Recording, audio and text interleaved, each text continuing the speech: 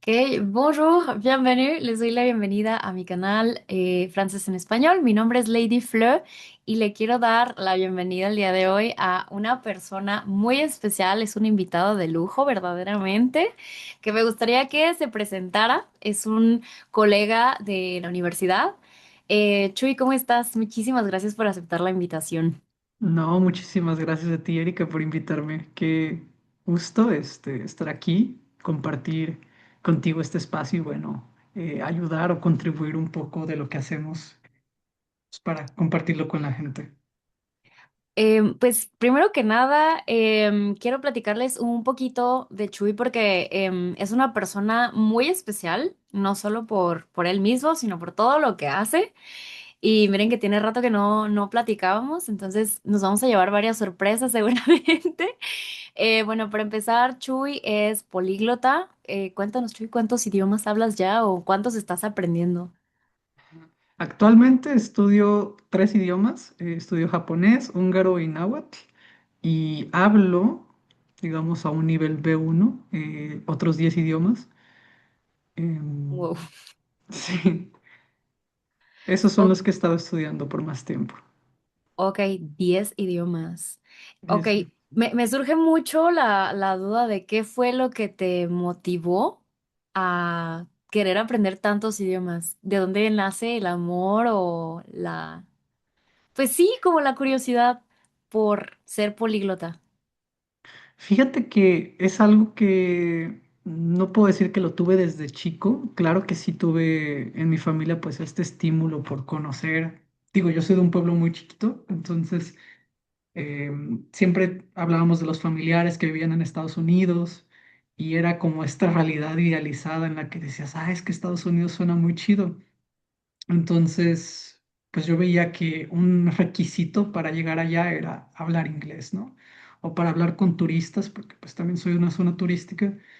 Entonces, yo veía que las personas les emocionaba el hecho de hablar inglés, entonces decía, pues para ser buen estudiante o para ser una persona más exitosa hay que estudiar inglés. Y eventualmente, pues viviendo en Puerto Vallarta, logré eso, con la experiencia, hablando con otras personas, con amigos, hablando en el trabajo. Y cuando entré a una prepa, aquí en Puerto Vallarta, nos ofrecían cursos de lengua. Entonces siempre tuve este interés, pero siempre pensé que era algo muy caro o difícil de lograr, ir a un curso de idiomas que te gustara, que dieras, digamos, no sé, que pudieras aprender el idioma eficientemente, yo pensaba que era algo difícil. Y afortunadamente tuve muy buenos maestros en mi prepa que me hicieron entender que realmente no ocupas mucho talento ni mucho esfuerzo, sino dedicarle el tiempo necesario a cada idioma. Constancia y Entonces, disciplina, sí. eso. Wow, pues tengo un montón de preguntas. Porque bueno, o sea, haciendo sumas, digo, las matemáticas no son mi máximo ni mi prioridad en esta vida, o sea, me cuesta mucho trabajo, pero si hago sumas más o menos bien, o sea, estás como digamos en contacto con 10 idiomas, o sea, los que hablas más los que tres que estás aprendiendo ahorita. Ajá. ¿Correcto? Se podría decir que diariamente trabajo Ajá. en 6 idiomas, 5 o 6 idiomas. Guau. Oye, o sea, esto, o sea, porque tengo contacto con personas que de repente también hablan más de un idioma, no dos, tres, y hasta ahí, ¿no? Pero, por ejemplo, sí les cuesta hacer como este switch de un idioma a otro. ¿Tú cómo manejas como ese fenómeno? ¿Tu cerebro qué dice? ¿Cómo te sientes? ¿Qué se siente? Híjole, lo del Switch es difícil, ¿no? Siempre es difícil, pero yo creo, o al menos para mí, se siente más fuerte el Switch cuando tienes que estar expuesto a hablar, digamos, entre dos personas, a lo mejor una no maneja un idioma y la otra sí, entonces justo tener que hacer como interpretaciones, traducciones. Ujú. Eso sí puede ser un poco difícil. O no sé si te pasa a ti, siempre en las clases de A1 me cuesta mucho o de A2 porque tengo que estar cambiando entre los dos idiomas constantemente. Ya para las de B1 B2 pues es muy fácil porque mantienes el idioma en el que está estudiando la otra Sí. persona. Guau. Fíjate que ese switch en francés y en español no me cuesta porque ya es como mi modo default. Pero, por ejemplo, si tuviera que hacerlo a un tercer idioma, por ejemplo, si tuviera que explicar algo en inglés, ahí sí como que mi cerebro hace cortocircuito y me quedo procesándolo como las pantallitas de cargando. cargando. Entonces, sí, a mí sí me cuesta mucho. Yo no hablo ni de broma tantos idiomas. He estudiado, también tengo como, creo que compartimos como esa curiosidad, pero algo que a mí me falta definitivamente es esa disciplina que a ti evidentemente te brota borbotones, porque sí me cuesta mucho trabajo. ¿Puedes hablar, por ejemplo, de los idiomas que hablas en este momento? ¿Cuál ha sido el que te parece más fácil o que te pareció más fácil y el que fue más difícil para ti? ¿Y por qué?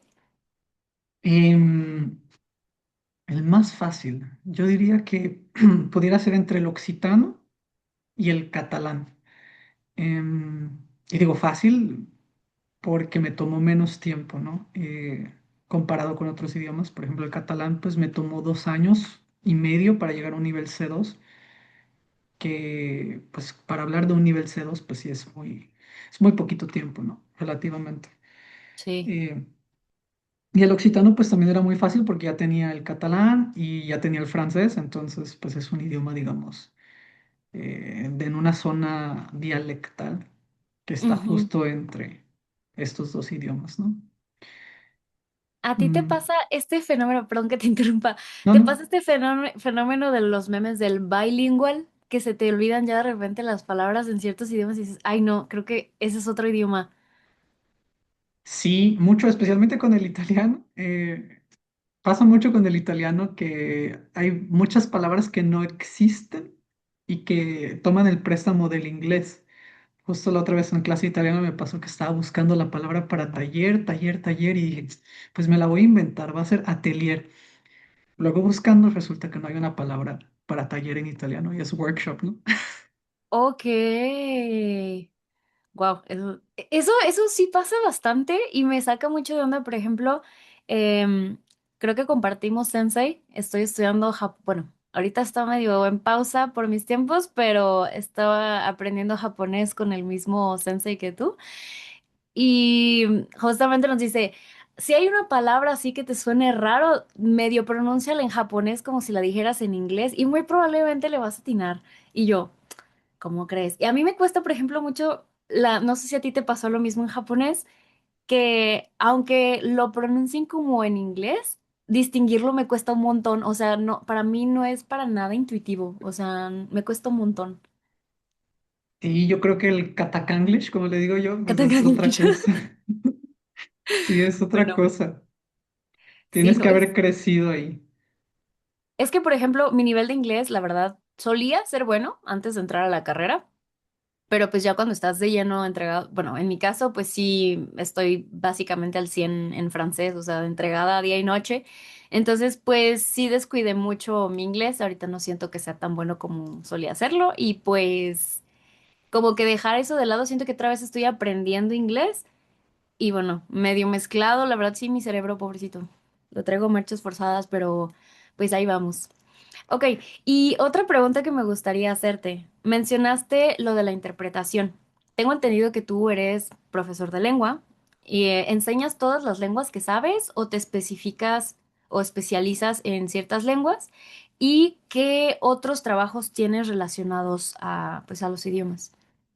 Fíjate que todo ha sido en mi carrera un poco sobre la marcha. Mi filosofía siempre ha sido es al cliente lo que pida. Eh, Si el cliente me pide, no sé, hacer, digo porque me ha tocado de todo, ¿no? Traducciones, justo el camino de la traducción lo empecé porque los clientes me lo pedían, no porque yo quisiera ser traductor. Siempre el trabajo de oficina me ha parecido un poco difícil o tedioso. Entonces, sí, la traducción y la interpretación, pasamos por ahí. Pero respecto a los idiomas que me decías, ¿cuáles enseño? Enseño los que yo siento que tengo bien dominados porque les he dedicado al menos unos 6 7 años, em, que son y en este orden, pues, el inglés, el francés, el alemán, el italiano, el catalán, esos los enseño desde A1 hasta C2, y el portugués, que es el que acabo de incluir en mi catálogo. pero ese solo lo enseño hasta nivel B2 porque todavía no he sacado un certificado, entonces no me siento con la confianza de enseñar C1. Wow. Oye, qué fuerte. Hay gente que con mucho menos ya está vende cursos y todo. Y necesito tener C2. Tengo una pregunta al respecto. O sea, porque, por ejemplo, em, ¿cómo, o sea, entiendo cómo funciona el marco europeo de referencia para las lenguas, pero me llama mucho la atención que tú dices, necesito un nivel C2 para poder sentirme como con la autoridad de enseñar un idioma. ¿Cómo explicarías tú un nivel C2? O sea, ¿cómo lo concibes tú en el idioma que tú quieras? O sea, ¿qué se supone que eres capaz de hacer en este nivel? En el nivel C2 es una pregunta muy buena, porque siempre lo vemos como el gran final o la gran meta, ¿no? Sí, claro. Yo siempre le explico a mis clientes, por ejemplo, que muchas veces no necesitan el C2. Me explican sus metas, me dicen, oye, quiero hacer un posgrado, quiero hacer un trabajo en el extranjero, conseguir una mejor posición en mi empresa. Yo les digo, quizás ni siquiera se necesitas el C1 porque estos son certificados que se necesitan cuando ejerces profesiones en las que estás en contacto con textos todos los días o que redactas textos de un nivel profesional muy alto, ¿no? Muy exigente. Yo diría que una persona de nivel C2 tiene que tener una comprensión tanto, y no digo yo, pues también vienen los indicadores del marco. Una persona que tiene un nivel C2 tiene que tener una comprensión tanto del discurso explícito en sí, en el idioma, pero también, y esta es la parte más difícil de cada idioma, tiene que tener una comprensión del discurso o de los elementos idiomáticos del idioma, ¿no? ¿Qué son los elementos idiomáticos? Pues las colocaciones, es decir, em, cuando ciertos verbos van acompañados con ciertas preposiciones, eh, Por ejemplo, el cierta, lenguaje literario que no es como explícito, que es más como poético y este tipo de cosas, figuras retóricas. exacto, metáforas, refranes, los refranes que llegan a un punto en el que, pues si no creciste dentro de la cultura, pueden ser muy difíciles de comprender. Ya, fíjate que em, yo creo que incluso como hablantes nativos del español, no siempre tenemos este nivel C2. Por ejemplo, yo no me había atrevido hasta ahorita que quizás lo mencionas, digo, bueno, quizás podría considerar que entonces, o sea, basándome en esta definición, sí podría llegar a tener un nivel C2 de español. La verdad no lo consideraba así porque justamente como lo mencionabas antes, lo vemos como la meta, como el cielo al que, o sea, quiero aspirar, pero quizás nunca logre llegar, ¿no? Entonces, como que yo me había quedado que, bueno, pues tengo buen nivel de español, maybe C1, pero no C2. O sea, yo decía, no, pues eso es para gente que está trabajando en la Real Academia, ¿no? La que pone la definición de las palabras y todo esto. Pero, por ejemplo, ahorita que mencionabas que te gusta tener ese nivel y que ya no me parece tan inalcanzable como lo tenía previsto antes de que me explicaras cómo lo percibes tú. No sé si a ti te pasa en tu experiencia como profesor que justamente los alumnos piensan que para hablar un idioma necesitan llegar a un nivel súper alto o que para tener ese nivel alto necesitan ser perfectos. En mi caso me enfrento mucho como a esa perfección de, es que para tener cierto nivel necesito no tener errores, lo cual, no sé, tú me dirás cuál es tu opinión. Yo creo que no se trata de no cometer errores, sino, o sea, digo, hasta en español tengo errores, ¿no? O sea, a veces hacemos de la lengua lo que queremos y no necesariamente estamos siguiendo las reglas o, no sé, hay muchas cosas, ¿no? ¿Tú cómo te enfrentas a esto que te presentan tus alumnos o que incluso, cómo los convences tú de que no necesitan ser perfectos, sino lograr un cierto nivel de comunicación más que de perfección? Y justo lo que yo veo con mis estudiantes, y como dices tú, este perfeccionismo muchas veces nos detiene de hablar o de escribir el idioma en general, pero siento que es algo que viene desde la tradición educativa mexicana, es como muchas veces, y es una mala costumbre, educamos a través de la humillación o hemos sido educados a través de la humillación, ¿no? Entonces llega un punto en el que muchos estudiantes tienen este miedo muy profundo y muy arraigado a hablar, a equivocarse. Y en inglés decimos perfection prevents production, ¿no? Em, entre más perfeccionista soy o tiendo a ser, pues este mismo miedo o este perfeccionismo previene que yo produzca en el idioma. Eh, entonces, sí, yo invito siempre a equivocarse. Esa es mi táctica con mis estudiantes. Les digo, te vas a equivocar y yo te voy a corregir y no pasa nada. Estoy completamente de acuerdo. También les digo lo mismo. Si te equivocas, no pasa nada, para eso estoy aquí. Es que al final somos como una especie de bastoncito, ¿no? Somos como ese papá que va y, ¿no? Si te caes, no pasa nada, yo aquí te cacho. Pero sí es muy difícil, sobre todo, no sé si te ha tocado, en mis clases es una constante, la ansiedad. Yo, por ejemplo, mi contexto es trabajar con alumnos que van a presentar la certificación TCF por cuestiones migratorias. Entonces, la ansiedad es ¿cómo se dice?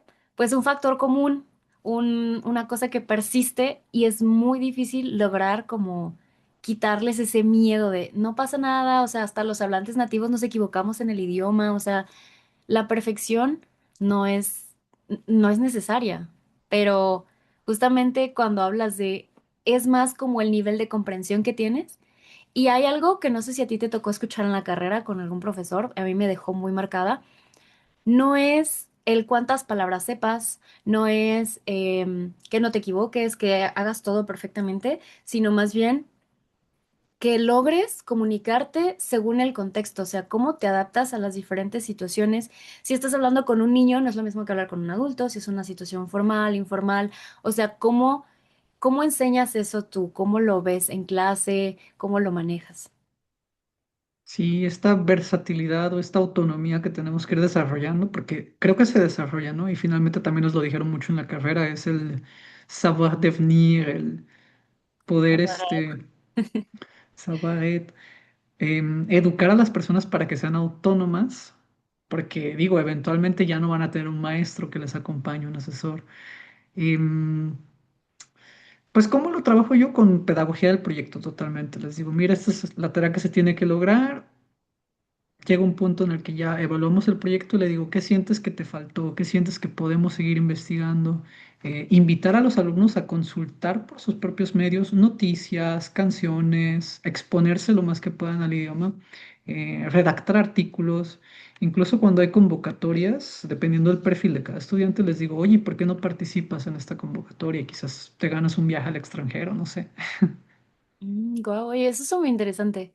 Yo trabajo muy distinto y creo que, o sea, como que yo más me voy un poquito más a lo tradicional. No sé tú cómo manejas esto, o sea, escuchándolo, yo, por ejemplo, siento que me costaría mucho por proyecto porque soy muy tradicionalista también como estudiante, o sea, como que necesito ir paso a pasito, explícame la receta y ya que me sienta segura de que lo puedo reproducir. Ok, pero por ejemplo, en mis clases creo que también como que atiendo a esas necesidades de alumnos con los que me identifico justamente porque es como, yo así lo logré entender, esta es mi manera de trabajar y me cuesta menos trabajo también enseñarte así, ¿no? Pero por ejemplo, ¿tú cómo, o sea, cómo llegaste a esa idea de, a mí me gusta enseñar así? ¿Qué haces cuando, imagínate que yo fuera tu alumna, creo que alguna vez lo fui, jeje. Y justamente me costó mucho trabajo porque era como, ay, es que no sé nada, o sea, no estoy entendiendo, me cuesta mucho trabajo. ¿Cómo manejarías a alguien como yo? ¿Qué tips podrías darme, por ejemplo, también para que yo me soltara más? Y también quizás como maestra, como empujar un poquito más a mis alumnos a ser más independientes. Para reducir la ansiedad en clase, para ser más independiente, mm, creo que desde el inicio pues se tiene que marcar esa pauta o ese ambiente de confianza.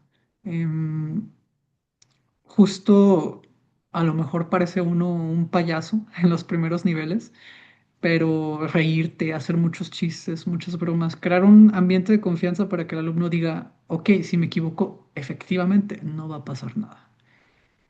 Una vez que estableces eso, esa relación, Em, a mí, que me gusta mucho usar el método natural, es decir, hablar el idioma lo más posible.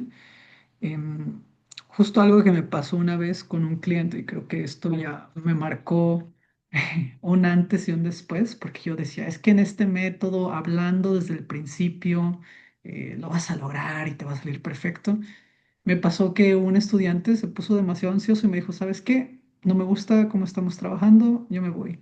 Entonces dije, wow, creo que quizás desde el principio les tenemos que explicar, mm, para tu objetivo, considero que lo mejor es que la clase se haga totalmente en el idioma y lo que hago a partir de ese momento, de esa experiencia es, les digo, yo como maestro voy a tratar de hablarte todo el tiempo en el idioma que queremos aprender. Te lo voy a explicar con gestos, con sinónimos, con palabras que sean más similares a las de tu idioma, pero si no me entiendes, siempre me puedes decir, Chuy, no te entiendo, te lo voy a explicar en tu idioma. O tú puedes usar el idioma, tu idioma materno, ¿no?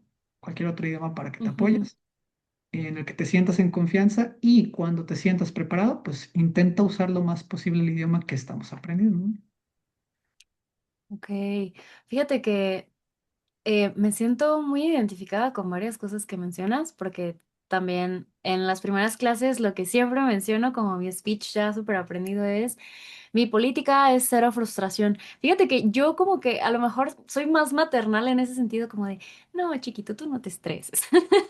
Te voy a hablar hasta que te sientas cómodo en español y una vez, porque de nuevo, yo por ejemplo tengo así súper marcado también mi primer clase de alemán en una clase grupal, justamente ahí en la universidad, y la maestra todo el tiempo habló en alemán. Yo, honestamente, no aprendí prácticamente nada. O sea, yo soy una persona muy tapada, muy cerrada, como muy... Te digo, yo necesito la receta. A mí me cuesta mucho trabajo. A lo mejor si me pones en Alemania literal y tengo que lidiar con todo, a lo mejor mi cerebro entra en modo supervivencia y de alguna manera logro entender algo. Pero noto que, por ejemplo, muchos de los alumnos que yo tengo son muy parecidos a mí. Entonces, Em, yo te veo y digo, wow, o sea, me da envidia decir, oye, o sea, sé que hay gente que aprende así de fácil y me da mucha envidia porque digo, ojalá yo pudiera, o sea, siento que avanzaría más, pero justamente como mi camino es más lento de no, necesito entender cómo funciona desde la raíz para lograr sentirme cómoda. Entonces, no sé si en algún punto a ti te costó o en algún idioma tú tuviste una experiencia parecida a la mía que dijiste, chin, o sea, creo que esto no me va a funcionar. O todos tus métodos son muy parecidos. No, yo creo que a todas las personas nos pasa que llegas a una frustración y siempre pasa con algo nuevo, ¿no? En general, no nomás con los idiomas. Em, por eso, a mí, a diferencia de ti, no me gusta evitar la frustración. Me gusta justamente que la confrontemos, aunque puede ser un proceso muy pesado, y muy emocional incluso. Em, Ujú, Digo, nunca he tenido alumnos que se me hayan molestado, a excepción de este que te mencioné, pero me gusta prepararlos para la frustración en el sentido en que les digo, ok, ¿qué tal si te enfrentas a una situación en la que nadie habla tu idioma o estás dialogando con una persona que habla solo inglés o solo francés y de plano no tiene ninguna herramienta para comunicarse contigo en español, no sabe cero de español? Entonces le digo, bueno, tienes los gestos siempre te ujú, pueden ayudar, pero esa es una habilidad que se construye y justamente mm, yo te puedo decir que yo era muy introvertido antes de estudiar francés y alemán. Yo era súper introvertido, yo no hablaba con nadie. Entonces a mí me dice mucha gente que me conoce o me conoció después de ese proceso, me dice, no, es que yo no te creo que eres introvertido. Yo les digo, pues es que no me conociste así porque justamente una de las habilidades que desarrollamos en clase que me gustó mucho fue el enfrenta la situación, resuélvelo, que es algo que hacíamos mucho, seguramente en tus clases haces juegos de rol, juegos de teatro. em, Tienes no sé, una simulación de clase en la que eres un mesero y tienes que traerle al cliente el producto que te pide, pues yo me imagino en esa situación, ¿no? Y digo, ay, qué desesperante, no tengo los recursos lingüísticos, pero tengo ujú, mis gestos, tengo un menú, tengo los productos aquí.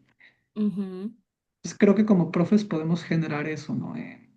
Un ambiente en el que digo, a falta de recursos lingüísticos, tengo habilidades prácticas en la vida o voy a desarrollar esas habilidades prácticas que finalmente son también útiles en clase de lengua, Sí, ¿no? claro. Sí, Digo, sí, sí.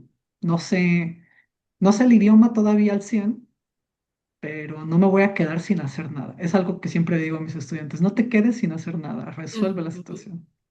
Creo que en eso sí estamos completamente de acuerdo, porque al final yo lo entiendo así.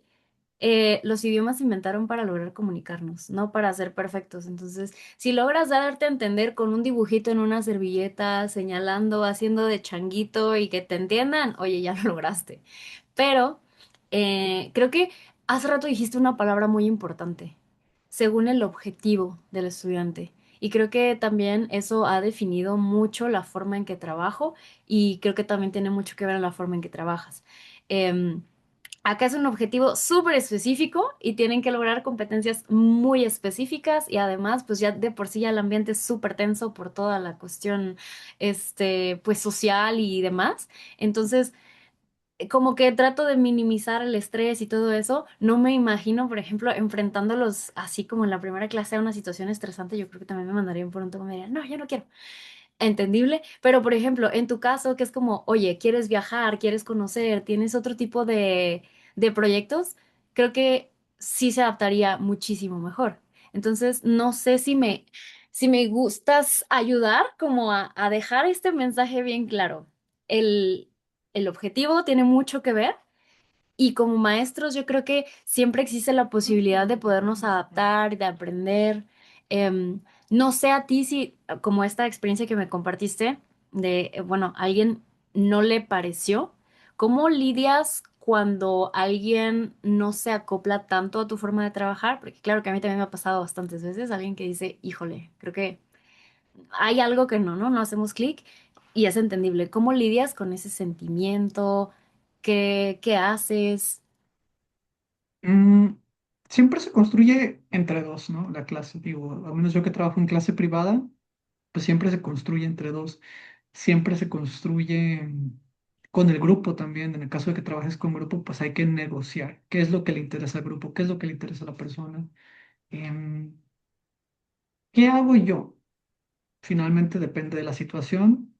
Si no es una persona que tiene un examen o una cosa urgente, una condición que le exija aprender el idioma de manera acelerada, le digo, ¿sabes qué? Trabajamos a tu gusto. Si me dice, ¿sabes qué? Necesito pasar el TCF, tengo que lograr un nivel B1, tengo 6 meses para lograrlo, le digo, pues te acoplas a mi método de trabajo que sé que funciona Ujú. o negociamos. Tú me dices si es mucha presión y vamos negociándolo, pero quiero que consideres también que quizás no es lograble la meta, ¿no? No es alcanzable. Em, Me encanta que mencionas esto de ser maternalista, paternalista, acompañar, porque creo que tú y yo que trabajamos con exámenes de certificación entendemos la presión que muchos de nuestros compañeros o colegas no sienten, pero que es un servicio muy importante, ¿no? Preparación para exámenes de certificación, porque las políticas lingüísticas han avanzado mucho al punto en que, por ejemplo, si no tienes el TCF, no te quedas en Canadá. Entonces me acordaste de una frase que me encantó de una maestra de la carrera, que pues uno siempre trae no pasa nada, ¿no? Como maestro es, no pasa nada, si te equivocas no pasa nada. ¿Qué pasa cuando sí pasa, ¿no? Cuando si no pasas el TCF te regresan a México, si no pasas el GRITE te regresan a México. Son situaciones de tensión, de mucho estrés para el estudiante, para el profesor. Y decía esta maestra, hay veces en que el error no es aceptable o no es deseable, ¿no? Entonces digo, em, como en estas situaciones en las que hay demasiado estrés, yo diría, hay que negociar la mejor manera y explicarle al alumno desde el principio, para que tu meta se logre, tenemos que pasar por esto. Completamente de acuerdo. En mi experiencia, lo primero que pregunto es, ¿ya tienes fecha de examen? ¿Tienes algún nivel de conocimiento previo? Cuando me dicen, no, pero tengo que hacerlo en máximo un año, necesito tal nivel. Le digo, ok, ¿cuánto tiempo para estudiar aparte de clase tienes disponible? De hecho, hace poquito justo tuve que cambiar como mis políticas de clase, porque antes llegaban y me decían 6 horas a la semana, 5 horas a la semana, 10 horas a la semana. Y lo que empecé a notar, no sé si a ti te pasa, es que eran alumnos que desertaban. O sea, todos esos alumnos en algún punto tronaban, desertaban, porque pues de por sí ya es difícil trabajar, algunos tenían familia, hijos, miles de cosas y aparte estudiar y hacer tareas, porque obviamente, pues como decíamos desde el principio, requiere un compromiso independientemente, o sea, una hora de clase a la semana no es suficiente si no vuelves a agarrar el libro, no estudias, no ves videos, no, nada, entonces no es suficiente.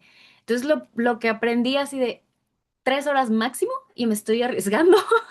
Mejor dedícale tiempo a leer artículos, escuchar audios, ver videos, escribir, mándame tus producciones, envíame audios de esto, porque como las TASH son muy específicas en el TCF, entonces es como, te voy a enseñar paso a paso cómo se hace y vas a practicar, vas a practicar, vas a practicar y vemos cómo vas avanzando, pero no puedo, yo no, por ejemplo, hasta no saber qué tan rápido aprende ese alumno, no me atrevo a dar como fechas. Es como, primero vemos cómo te adaptas, si realmente tienes tiempo para estudiar, y después de eso te puedo dar un estimado. O sea, antes de eso no me atrevo, o sea, yo no puedo. ¿Cómo vives tú esta situación? No, sí es muy tenso y yo justo hago una evaluación en la primera clase y digo, bueno, quizás es realizable metiéndole tantas horas como tú. Siempre digo 3 horas, máximo 4. Y eso considerando que tienes mucho estrés, que tienes una fecha límite muy cerca. Mm,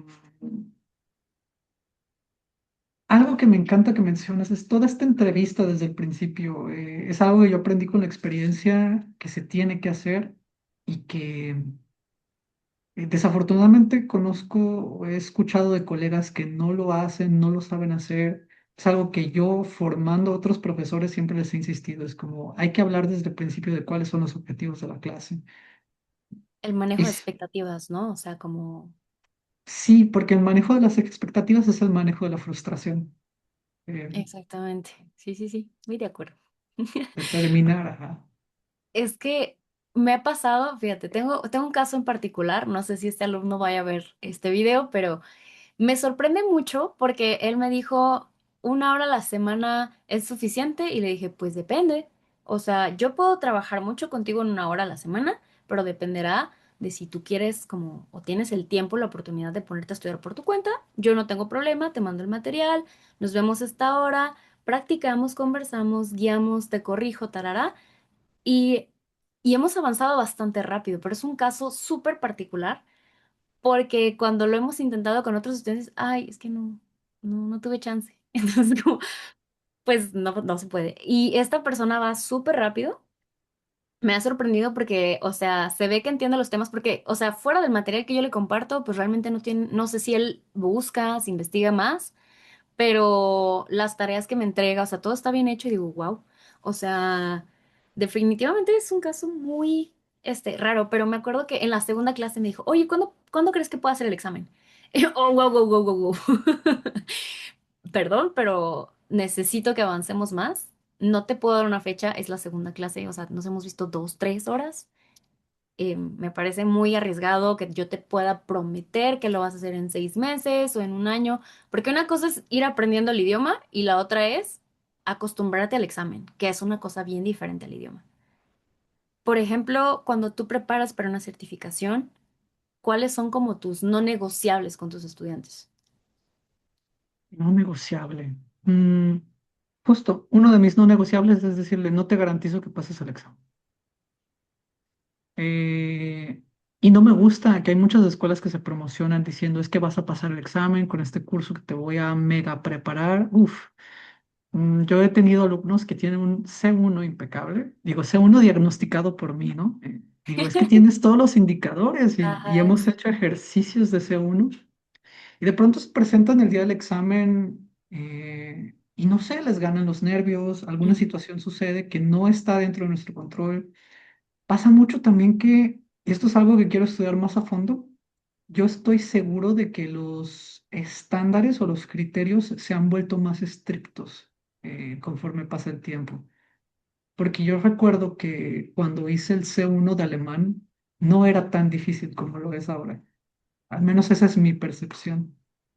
Ok. Fíjate que no sé si es una charla que tienes con tus estudiantes. Yo hablo mucho del factor suerte, porque, Puede por ser. ejemplo, en el TCF, como es un evaluador humano, no como en muchos exámenes de inglés que todo es por computadora y hay, pues, o sea, hay medidas muy medibles y si te pasas de aquí, no lo tienes o sí lo tienes. Pero cuando entra el factor humano, entra también la parte de la suerte. La Que, subjetividad, sí. que sí, sí, o sea, en alguna ocasión a mí me tocó ser evaluadora de TCF y definitivamente influye mucho. O sea, ver a la persona sufriendo y dices, ay, le ayudo. Y a lo mejor si te toca a alguien buena onda, te puede a lo mejor como, bueno, le ayudo para que no le vaya tan mal. Pero si te toca a alguien como súper estricto, cada errorcito te va a contar así como si fueran gotitas de sangre y ni modo, o sea, hazle. Entonces, em, justo algo que manejo con mis estudiantes es, recuerda que puedes tener muy buen nivel, pero a veces, si te toca mala suerte, no va a ser tu culpa y lo vas a tener a lo mejor que volver a intentar, pero me gusta también manejar el margen de error, que es como tienes que tener un nivel mucho más alto del que te piden para que incluso si hay este tipo de evaluadores, no puedan por lo menos darte el nivel que estás esperando. O sea, necesitas rebasar un poquito más para que si caes, pues caigas en blandito. ¿Cómo funciona para ti esto? Sí, no, justo tener un nivel por encima del que tú quieres o del que esperas tener, pero algo que también considero hoy súper válido es mandar tu reclamación, mandar tu carta de objeción, porque sí me ha pasado. Sí he tenido alumnos que digo, es que no me parece creíble que no hayas pasado este examen. Em, Justo me pasó con una chica estudiante de alemán que trabajaba escribiendo correos y a mí me constaba que sus correos estaban súper bien redactados. Y un día presenta el examen de B2. Te digo, esta chica ya estaba en un nivel C1 mínimo. Manda su carta de reclamación al instituto que organizaba el examen. Nunca le contestaron, nunca le mandaron los parámetros de la evaluación que se realizó. Entonces le digo, pues no es justo, no es justo que porque pagas un dinerito bastante fuerte y no es justo. A veces siento que los parámetros o no son claros o las consignas no se respetan, no se respeta la evaluación, pero Uy, bueno, acabas de tocar un tema que para mí ahorita es bien sensible y, ay, hay varias cosas justamente que corresponden. A ver si no me estoy disparando en el pie, pero justamente he tenido alumnos, tuve una alumna el año pasado que llegó con o sea, ella ya llegó con un buen nivel, así nada más, mi trabajo fue nada más mostrarle como los trucos del examen, aquí vas a hacer esto, te recomiendo que hagas esto, tarará.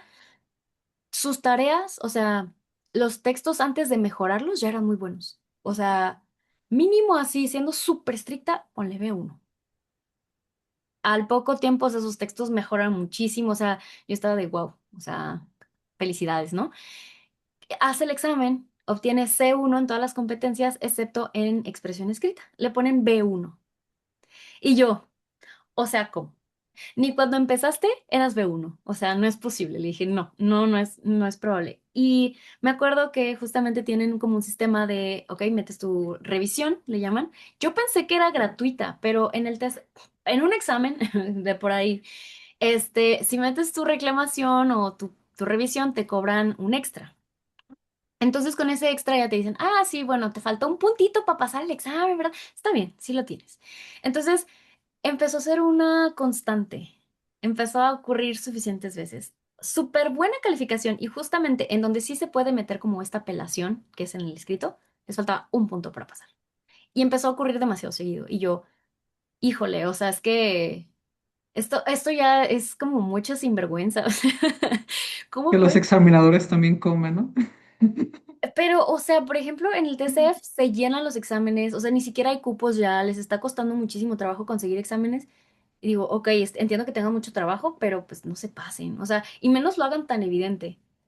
No Yo creo sé, firmemente que han cambiado las políticas, y que esto ya no tiene nada que ver con el marco, sino con las exigencias migratorias, porque finalmente, como decimos en la carrera muy seguido, tú te lías, ¿no? Y El contexto en el que estamos viviendo ahorita es un contexto en el que la migración es algo que se ha vuelto muy común. Cada vez hay más restricciones migratorias y obviamente el examen, al haberse vuelto un requisito para que las personas migren, pues también tiene que ser más exigente. Entonces, desgraciadamente, creo que independientemente de lo mucho que se esfuerce un alumno, pues ahora está este factor que tenemos que enfrentar también. Y como profesores, o sea, me encanta porque creo que tú lo entiendes perfectamente, es esta necesidad de transformar nuestra práctica docente y yo te lo juro, yo siento que soy medio psicóloga, medio doctora, medio maestra, medio amiga, medio todo, porque es como a veces llegan con todo el estrés de es que mi vida está valiendo y aparte este examen nomás me tiene así como ya de las puntas y no sé qué hacer. Entonces, una de mis metas es estudiar como psicopedagogía, justamente para poder guiar de mejor manera. O sea, creo que mi empatía me ha ayudado mucho a acompañar este tipo de casos, pero me gustaría como aprender más sobre cómo funciona el cerebro, el estrés, qué efectos tiene sobre el aprendizaje, o sea, como todas estas partes más bien como fisiológicas y biológicas cómo afectan a una persona en un contexto, en otro, y mejorar como profesor. ¿A ti te gustaría aprender algo en específico según tu experiencia también? Y digo, afortunadamente este año tuve la suerte de empezar a trabajar con asesoría de trámites migratorios. Entonces ahora tengo una mejor comprensión del sistema canadiense, del sistema de Alemania para los trámites. Entonces siento que eso me ha ayudado mucho también en mi práctica como profe. Em, pero sí, como dices tú, pues uno tiene que hacer de todo. Entonces sí considero entrar a psicología este año o al siguiente, porque creo que en general esto es una crisis mundial, ¿no? Cada vez estamos más expuestos a más estímulos, más frustración, más un sistema cada vez más exigente en todo sentido, ¿no? Antes, por ejemplo, bastaba con que supieras un idioma bien, bastaba con que supieras dos, con que tuvieras un título de licenciatura. Ahora tenemos que tener maestría, doctorado y quién sabe cuántas más competencias para poder tener una vida mínimamente decente. Y por ejemplo, Entonces, sí. hablando de como las competencias que tenemos que ir adquiriendo cada vez más, ¿hay alguna cosa random que te pasó en la vida que te ayudó en un momento impensado? O sea, como que tú no lo esperaste y dices, no inventes, esta experiencia que viví en ese momento ahorita me sirvió un montón. ¿Hablando de qué? O sea, por ejemplo, en mi caso fue hace muchos años, estuve como en grupos de teatro y así, y como todas esas experiencias que no se me hubiera ocurrido ligar, en mi práctica como profesora es como, ay, no manches, esto fue súper útil y no lo esperé, o sea, algo así. Puede ser algo lo que sea, no, es algo súper random. Por ejemplo, lo de las asesorías migratorias, no sé si fue primero como te involucraste porque estabas enseñando en ese contexto o salió y resultó que te sirvió, algo así. Un poco de ambos porque había tenido clientes de TCF, clientes de Canadá y ahora resulta que estoy trabajando con una agencia de Canadá. Entonces, pues ya es conocer el sistema desde todo, ¿no? Todo el Mm. proceso de las aplicaciones, lo largo que son las solicitudes de este tipo, em, lo pesado que es el trámite, tanto financieramente como, pues sí, psicológicamente. Y sí, claro que me sirvió mucho. Y justamente a partir de ahí también empecé a conseguir más estudiantes, más clientes que ya están en Canadá. Em, Algo muy random que me ha ayudado mucho. Actualmente practico un deporte que es el Jiu-Jitsu, que para mí pues, es algo totalmente nuevo en mi vida. Ujú. Nunca pensé que me fuera a ayudar tanto justamente con el manejo de la frustración, Ok. tanto a ¿De qué mí como manera? profe, como transmitiéndolo a otros. O sea, como por la filosofía del deporte o por algo en específico. Por la filosofía y por el hacer ejercicios repetitivos, ¿no? Muchas veces, pues en el deporte queremos construir una memoria muscular. Ujú. Entonces, tienes que hacer ejercicios muy repetitivos que dices, ¿para qué? ¿Para qué tanto de esto? Pues justamente porque construyen hábitos.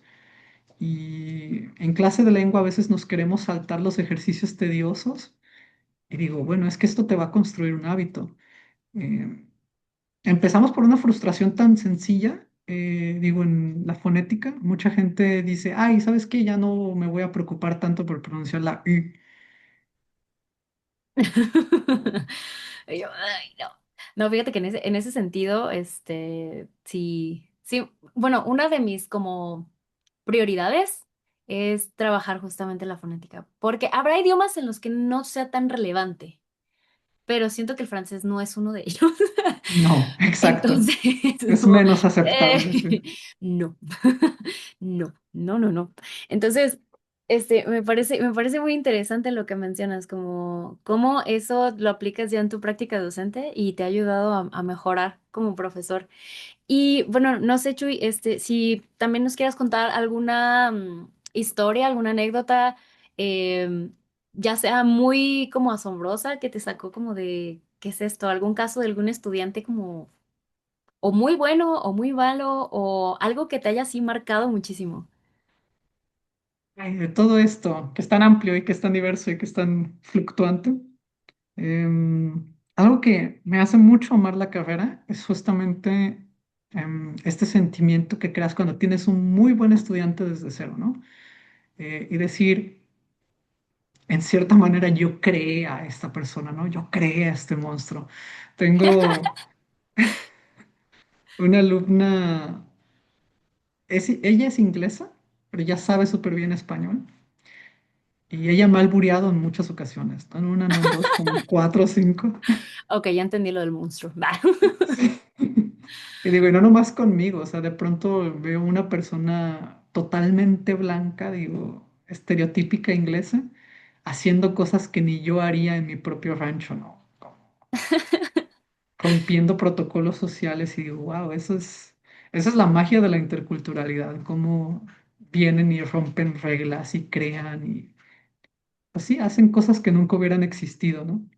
Eso que mencionas yo soy bien como curioso porque cómo, cómo somos como cultura que si lo hace alguien más, como que podemos decir, ah, bueno, es que no es de aquí. Y lo toleramos, lo abrazamos, nos da risas, es como que, ay, qué divertido. Pero si lo hiciera alguien de aquí es como, oye, no, así no son las cosas. Se me hace como muy chistoso, como eso entra también en, incluso en las clases, porque es como, mira, si te equivocas aquí en México no va a pasar nada, la gente se va a reír y te va a ayudar y es más, ni siquiera te van a corregir, van a tratar de entenderte y te van a dar lo que necesitas. Pero ¿qué pasa si llegas a otro país donde los migrantes o los turistas no son tan bien vistos? O sea, es otro tipo de necesidad y otro tipo de manejo del miedo, de la frustración. Si ya sabemos que en Francia la gente te mira feo porque es lo que siempre me han contado, entonces, ok, es muy probable que pase. ¿Cómo te adaptas a eso? O sea, vas a tener o que hacerlo mejor, lo mejor posible, o usar tus encantos, ¿no? No sé, o sea, un montón de cosas que muchas veces quedan fuera de la lección, nada más porque no viene en el libro, nada más porque como no es lingüístico, como que muchas veces lo dejamos pasar, ¿no? Justo, es que uno como profe no puede ser tan iluso. Digo, como profe y como persona que domina o que se comunica entre dos culturas, no puede caer en la ilusión de el marco europeo es una Biblia y es un parámetro matemático al cual seguir, porque es ridículo, porque se basa en un criterio tan sencillo y tan totalmente subjetivo como lo es la aceptabilidad, ¿no? ¿Qué tan aceptable es que yo me equivoque? En México no pasa nada. Somos una cultura que no está acostumbrada tanto a la migración, entonces si viene un extranjero y hace algo malo, digo, no hay problema. Si dijo, hola, ¿cómo estás? Baño, por favor, con eso es suficiente. En Francia no. No. Eh, Vamos a hablar, por ejemplo, también de Alemania. Es una cultura en la que no estaban tan acostumbrados y este proceso yo lo viví, entonces nadie me puede Ok. contar. Cuando yo estaba en la prepa nos rogaban para que nos fuéramos a Alemania. Era como que tienes un A2, no importa, acá te preparamos, haces el B1, estudia una carrera, yo te la pago, no pasa nada. Nunca me interesaron las ingenierías, entonces nunca me apunté para lo que hubiera sido una muy buena oportunidad quizás. pero eso era cuando no había tantos migrantes. Ahora que tienen una crisis de migración, que hay bastantes migrantes en Alemania que no dominan el idioma, es como que o dominas el idioma o te vas de mi país, tal cual. Se ha vuelto muy estricto. En un proceso de 10 años, eh, menos de 10 años. Wow. O sea, digo, no me parece mal que los países establezcan sus reglas. Creo que, pues, ok. O sea, necesitamos em, como mantener la paz de cierta manera.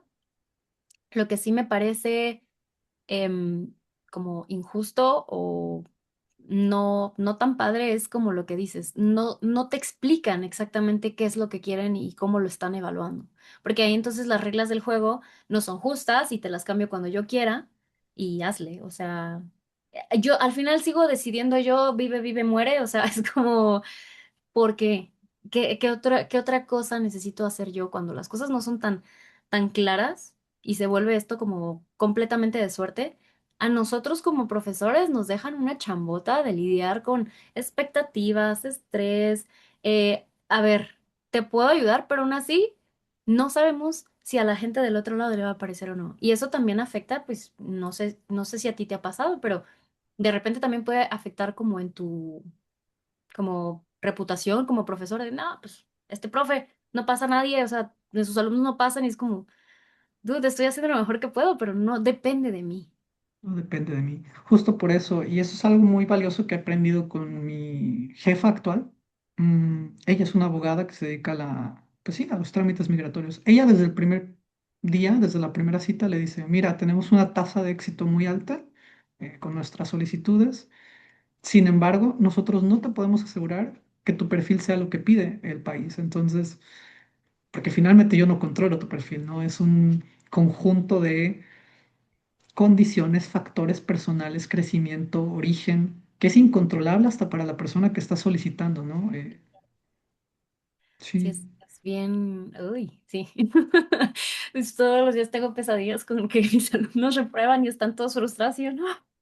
Este, y hay una pregunta que me está matando, así, la pregunta del millón que te quería hacer. Te sigo en redes sociales y yo digo, ¿de dónde sacas tanto tiempo para ser poliglota, dar clases, tener no sé cuántos trabajos, a practicar un deporte, ser activista, publicar en redes sociales? O sea, yo con mis clases y mis redes sociales estoy así de que, auxilio. Y me imagino que además has de tener responsabilidades en donde vives. O sea, ¿cómo hace Chuy para seguir vivo? ni ¿Cómo yo hace? sé. ¿Cómo? ¿En serio? No, ni yo lo sé. Este semestre fue especialmente pesado. Sí, este proceso de mudarme también, porque han sido muchas mudanzas. Justo ahorita estoy en proceso de otra. Em, ha sido muy pesado, pero mm, pues uno va construyendo habilidades de gestión del tiempo. Y llegó un punto en el que fui con mi psicóloga también y le dije, ¿sabes qué? Es que no puedo rendir en todo. Y aparte va el psicólogo. ¿Cómo le hace? ¿En serio? Sí, no, es que es imposible. Y es algo que me encantó que me dijo mi psicóloga, ¿no? Es que no se puede rendir en todo. Entonces va a haber un momento en el que tú vas a tener que decidir qué quieres en tu vida, qué sacas de tu vida. Y si no lo vas a sacar de tu vida, ok, quizás hoy le puedes dar el 100% de tu energía a esta actividad. Quizás mañana le das el 80% y está bien. No hay que ser perfeccionista, ¿no?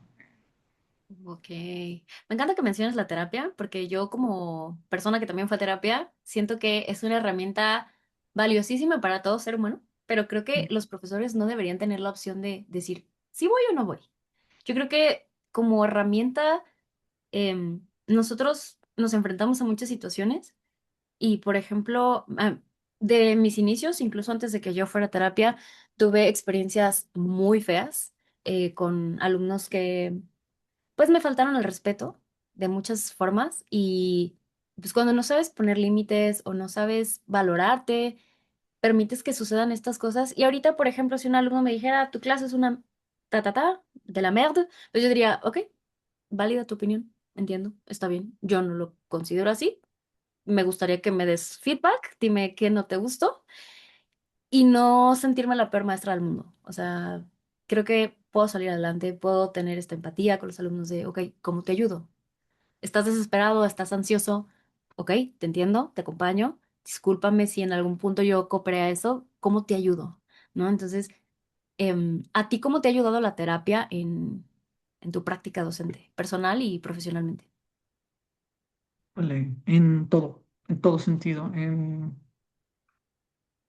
Algo que me gustó mucho justo fue el manejo de la energía, manejo del tiempo, es decir, ¿qué es prioridad dentro de mis clases? Porque no puedo dar la clase perfecta para todos. Tengo 7 clientes hoy, entonces hoy tengo que ver cuál es el que más le urge, ¿no? Que pasemos su examen, cuál es el que más le urge estudiar cierto tema, cuál no es tan urgente, ¿no? Por ejemplo, tengo unos estudiantes que son investigadores que estudian por gusto inglés.